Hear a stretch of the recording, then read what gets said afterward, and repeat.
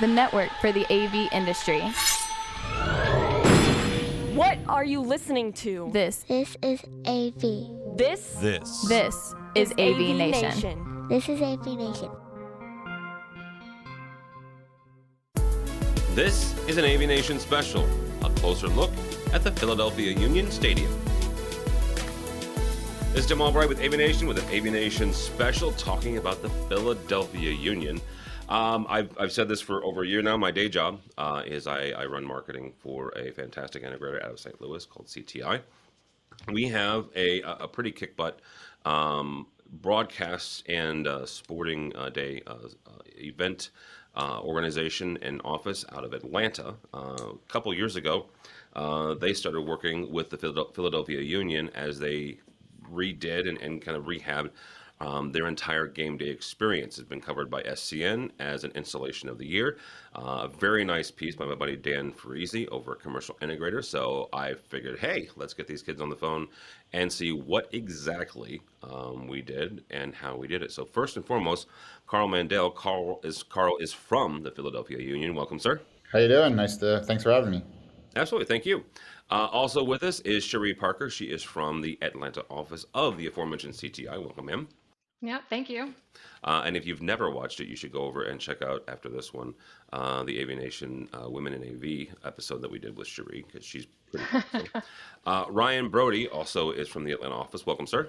Good to be here. And an old friend of at least me and AVNation, Mr. John Hinkle from Netgear. Welcome, sir. Hey, everybody. Thanks for having me. Absolutely. Carl, I'm going to start with you on this. Philadelphia is not a stranger sports town, at least to me. Born and raised in St. Louis, I have no love for the Flyers nor the Phillies, but it's a unique town, right? Philadelphia, you have unique sporting venues, iconic sporting venues. So, what kind of makes the Union and the stadium there unique? And as you looked at that kind of environment as you went to do this renovation? Well, everything's unique about our stadium. For one, if you know about the Philadelphia sports landscape, all of the stadiums are located in South Philadelphia. We're the only stadium that's not in South Philadelphia. We're down I-95 a little bit further south of the airport on the Delaware River, right under the Commodore Barry Bridge. So, you know, they all have a nice picturesque view of Center City, and we have a nice view of a bridge, and then we're on a waterfront property. We're the only stadium with waterfront property, so it's a very picturesque looking stadium. And then, you know, our venue's different, right? We have a whole culture of fans called the Sons of Ben. We have our own fan culture here that's unique to the sport. That's kind of different than the other sports. So it's just a different environment, a different atmosphere. And then we're the newest of all the stadiums. You know, a lot of the rebuilt stadiums down in South Philly were built somewhere between the late 90s and early 2000s. And our stadium was built in 2010. And so they've gone through renovations and projects before. We're an expansion team. So we were built our team was founded in 2010. And so we're going through everything for the very first time, whereas these other sports teams and front offices have, you know, kind of rinse and repeat many times on over. I should have started with this. The Philadelphia Union is a soccer club, right? Soccer team there in Philadelphia. You guys have been around for 12 years. This was your first kind of renovation and updates. As you went into this process, and you did kind of look around to the city, because let's be frank, sports is a business. Some of your competitors are the Eagles. Some of your competitors are the Phillies, right? And some of those other stadiums. What were some of the areas that you were concerned about, and where were you trying to have lead at least with a focus on this? You know, while there are competitors in the business world, we're all friends in the production world. So, you know, they give a lot of help and guidance, honestly, on, you know, what they've done right, what they've done wrong. Being able to see the different projects that they've done. As I said, you know, they've been in multiple venues already and multiple renovations. So taking in as much information from all my colleagues throughout the city were really, really helpful in making some of the decisions. But first and foremost, in a project like this, what I want to do is I want to provide a equal or better experience when they're coming to our venue, as that when they go to any of the other venues in the city. And so I want to make sure that we're having everybody's putting in large screens, and they're the entertainment is top notch. And when they come to our venue, it's going to be different than what they've seen in the other buildings because of the culture of our sport. But it's going to be, I think, better than what they're doing. So, I want to provide a top-notch experience. Really quickly, because I don't know the answer to this, and I really am curious here. I've been to a handful of soccer games, professional soccer games in the U.S. Never have overseas, although I have seen the Bears play at Tottenham Stadium. It's not exactly the same, right? First of all, it's the Bears. I'm not going to talk about whether or not they won or lost. Huge Bears fans, so don't misunderstand what I'm saying here. You know all about the double doink then, right? Oh my God, don't just. You're talking with and Philly. then, I got to bring that up. Right? You have to, and they were smart enough to get rid of that kicker and then lose to him several times. Anyhow,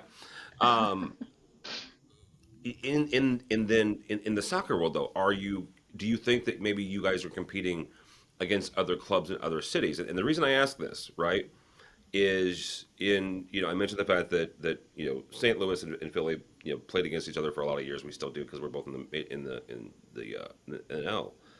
But you've got Yankee Stadium and Fenway, two competing teams, two competing stadiums. Do you have anything like that in the soccer world where the Philadelphia Union Stadium is competing against Minnesota's, right, for the best fan experience?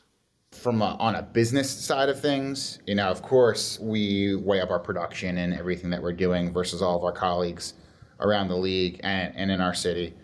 From a fan experience side, the reality is that most of these fans aren't going from venue to venue. They don't know what's happening in Minnesota or LA. I'd like to say that I've seen a lot of the venues. I know what's going on around this country in the different soccer venues, and I want to make sure that we are doing the best possible experience we can, and quite frankly, a better experience than what some of these other venues are doing. And so, we weigh up ourselves on the business side, but from a fan side, right, they don't know what's going on. Okay, perfect. Yeah, that's a great answer. Cherie, talk me through this process here real quick. My understanding is you guys were engaged somewhere around when COVID hit, and so the design process, the installation process, probably had some more challenges than maybe had we done this 5 years ago. So walk me through kind of the design and the program, the process of getting this up and running. Sure, yeah. In regards to, when COVID happened, we were probably 85% complete with the project. We were on site preparing for first event. So we were going through our punch list items. And on March 11th, I think, the NBA shut down. The next day, Carl notified us that MLS shut down as well. And and then we wrapped things up. Everybody went home. I think it was June of that same year that Ryan and I and another teammate we returned to site to try to wrap up all of those punch list items for them. And it was April 24th of 2021 when we were able to return and do our first event support. So there was a long period of CTI not being involved, on site. But I think, Carl, you had an opportunity that probably you weren't originally presented with being able to really dive into all that equipment. Yeah, no, I would agree. I think while COVID was, not great for the sports world and the world in general, anybody who's going through an upgrade wants the gift of time, and we were kind of given the gift of time to kind of learn what we had, how to implement it, work out a lot of kinks. Right, we were doing a lot of events that were 50 people in the building because that's what was allowed at the time, and we were putting on as best of a full show as we can at that time to really push ourselves so that whenever we were ready to have fans, and we didn't know, nobody knew what what the fan market was going to be. That whenever we were allowed to have 1,000, 2,000, 5,000 fans, we were going to be ready to go. And so for us, it was a great thing to like kind of soft open the room, get back to Ryan and Sheree and be like, hey, this isn't working correctly. Here's some of the bugs and kinks that we found. And but at the time we got to that full support show, I think in 2021, really we were in pretty good shape, because I think we caught a lot of the things that maybe, had we have opened up full strength in 2020, maybe we would have found that out real time with a full house. And so, by the time the fans were able to come in full house, like, it was full steam ahead. John, from a standpoint, from a vendor standpoint and a manufacturer standpoint, how does working on a job like this, as Ryan, as Sheree said and Carl said, having kind of a soft open, but also seeing some of the hiccups and the bugs to work out. How does partnering with an integrator like that and a customer like that help? A lot of good things to talk about there, Tim. I was just going to jump in after Carl said it. Yeah. So number one, I want to say that CTI has been a partner of ours for a number of years, and they actually helped develop this M42 series of switches. So they were intimately involved in us trying to figure out what they need, what's best, what works well. So one thing, we've valued CTI for a number of years. Our system engineers, we have a Pro AV design engineering services team that helps design your network, and used to, not so much anymore, could come out and actually help on some of these larger jobs like this. Well, they were shut down, of course, as well. But one of the things that they told me, and Carl can talk to this too a little bit more, we had to redesign the network a bit. So we figured things out based on paper, what would work best for the installation. And then you come to realize, there's some things about stacking, or there's some other things about this particular installation we should change and do differently. And COVID and that downtime helped immensely. So again, in this case, that was a little bit of a help for this situation. Brian, I wanted to bring you on this and talk about that communication between folks like Netgear specifically, but also other vendors as well, and the team at the Philadelphia Union, and how you guys were able to kind of translate back and forth, but also getting the support of both, trying to figure out some of these issues and some of these bugs as you went along. Sure. Yeah. I mean, working with certain manufacturers is the key to this, and ones that we're good partners with is critical. So, we didn't start out as a Netgear design. That got put into play probably due to availability, pricing. Stepping into the HDR realm here, we were looking for ways to save money in some areas to help with conversion in some of the HDR areas that we needed to address, and Netgear came to play and really helped move that along. And we worked closely with them through the design to figure out what makes sense for this and what's the best solution for Philadelphia. And I was really happy with the way it turned out. There's some redundancy built into the system, and in my opinion, it was lower price and better solution for what they needed. Similar thing happened with other manufacturers as well. Ross Video and Evertz on the replay and clip play outside. Like, everybody's pushing the HDR side of this, and there was a lot to be worked out and a lot of phone calls to have with manufacturers to figure out how to do it. All right, so Ryan, I have a rule that if you say an acronym, you have to define it. So HDR is high dynamic range. So what exactly does that mean, especially in a stadium setting? Well, let's see. To put it the easiest way, right? More colors. Okay. So it makes the video board and what you're putting on the video board more vivid. Is the best way that I would describe it. And that's really easy to capture with cameras. The camera manufacturers have been doing that for a while, and we weren't worried about that side of it at all. But when it came down to the clip, the video clips that are going to be played, and graphics content, all of these other parts, they're not native in that format necessarily. And, poor Carl's got to figure out, do we have these video clips? How are we going to convert them into HDR? Are the graphics going to be HDR native? All that had to be sorted out. And that was really kind of on the design side what got all of us down, down to the table thinking and calling everybody up to talk about how we're going to pull this off. Carl, talk for a second to somebody in your position who is looking at doing either a brand new build, right, or they are getting ready to renovate their space, right? What advice would you give them? Well, I think everybody's in a different budget situation. So, I would say that you should push yourself to get the best bang for your budget that you can. And you should stretch yourself as much as you can technology wise to get the very best. And, I would like to say future proof, but what does future proof mean these days? Technology is changing every single day. You want to try to advance yourself the best that you can, and so that you're able to put out the best product that you possibly can. As best as I could say it. No, And so that's kind of what we did, with our project.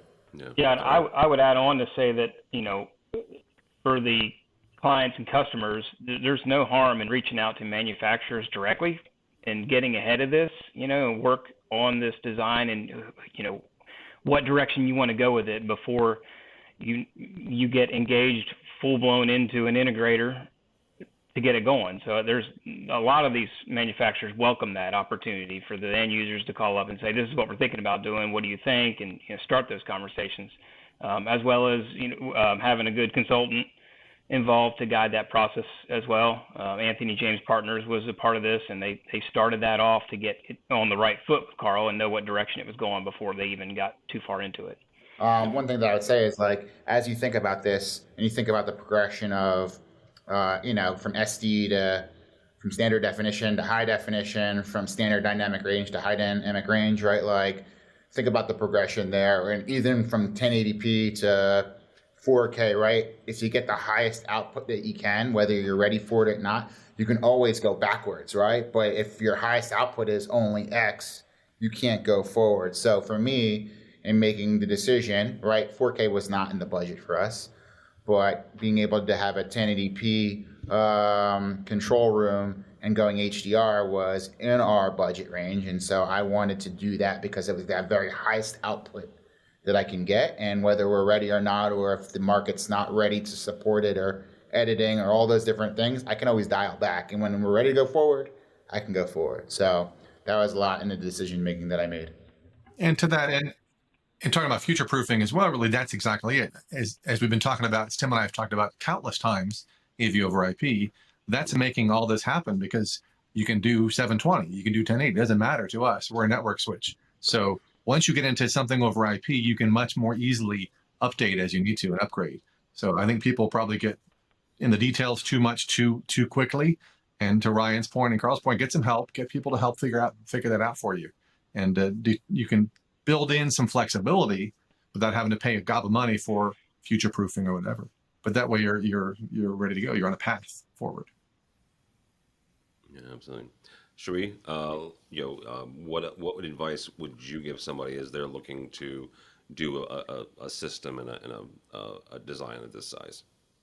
Sure, I can't speak to the technical side of things. That's more of Ryan's field than mine. But from a project management standpoint, it's the relationship that we build with the client. So you have a number of systems integrators that are out there that are really smart and can do a number of different designs and put systems together. But CTI, like, we have a really great group, and not just our company, but our Atlanta branch that's specific to the broadcasting side. We have just a really great group here, and I feel like we established a really great relationship with Carl, and we worked really well. I feel like the communication was great, both back and forth, and our focus was to handhold him through this whole process and build the trust with him so that he felt confident that we were going to lead him to the finish line, and he would be happy with what he was wanting to get out of it.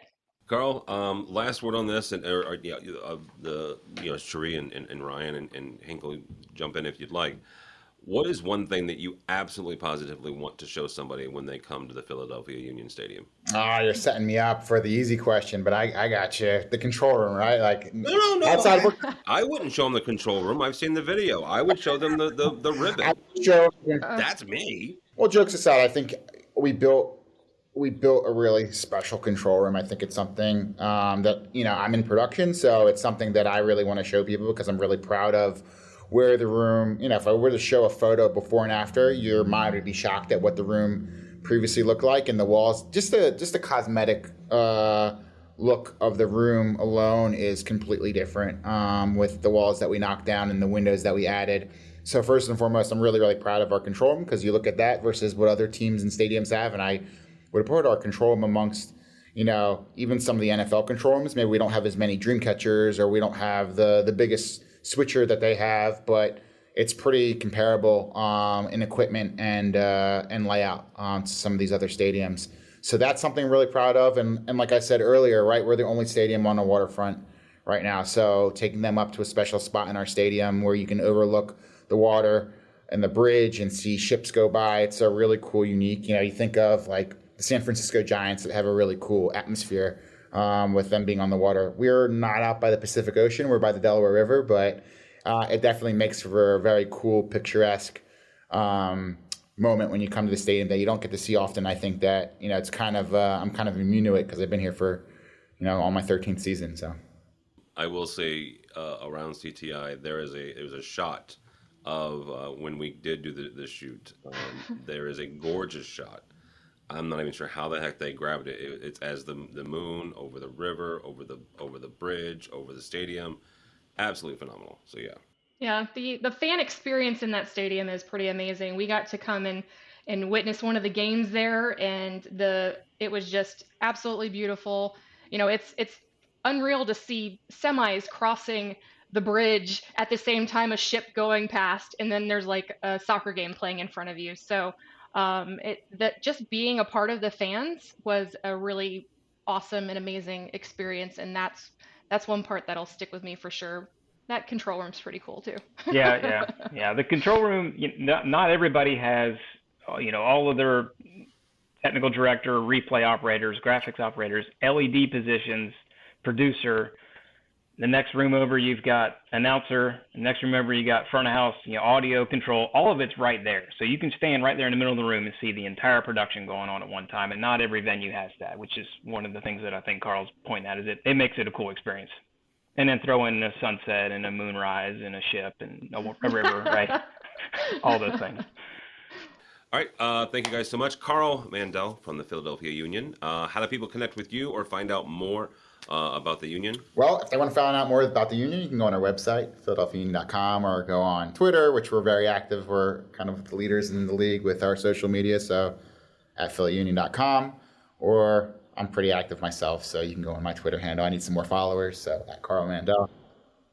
You told me I can give shout outs, so I'm going to give a little personal plug that my wife and I are expecting our first baby this summer.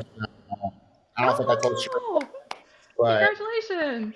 I'm going to give her a little personal plug, and then I have a very adorable Bernedoodle dog who has got more followers than probably this collective group. He's got almost 5,000 followers. Milo _ Philly Bernedoodle. He's awesome. And cars stop and honk me when I walk him. Here's the thing. I've been doing this for a long time, and you're the first person to actually take me up on all of the personal shout outs, so I appreciate it. I'm a good talker, so if you were to stop talking, I probably can fill this whole thing for about an hour right now. So if we're recording this on a Friday, otherwise I probably would let you do that. Ryan Brody, how do people connect with you, sir? I'll wrap it up. The usual shout outs from our group. Cherie is an awesome project manager. Happy to have her be part of this project and many more going forward. And Carl, I hope we meet again on future projects, of course. And a lot of our great team in the Atlanta group helped pull this job off. They're all still around, and Linda and Gerald have been spent many weeks there, weathered through the COVID situation, and came out and finished it out. And great group. Happy to have them. Happy to be at CTI, and happy to have Philadelphia Union as a customer. Cherie, how do people connect with you or CTI? Obviously, if you have any interest, CTI, you can reach me there. I'm also on LinkedIn as well, so you can reach me in both places. Yeah, I don't have a Twitter handle. I'm sorry. No, but CTI does. So you can either follow Carl, you can follow CTI AV. There you go, Ryan. If anybody asks for your Twitter handle, just give them CTI AV, and I would appreciate it. There you go. And last but not least, Mr. John Hinkle. How do people connect with you and or Netgear, sir? Tim, it's easy. Best way is J Henkel, Henkel at netgear.com, or go to netgear.com/proAV. Thanks. All right, very good. My name is Tim Albright. Do not follow me on the Twitters. because I will complain about the Bears or celebrate the Blues, one of the two. But go by the website, avnation.tv. That's avnation.tv. You can find this program and a host of others. I mentioned my day job is the head of marketing for CTI, so you can go by their website, cti.com, for more information. You can find out more podcasts from AVNation at avnation.tv. That's avnation.tv. Thanks so much for listening. Thanks so much for watching. This has been an AVNation special.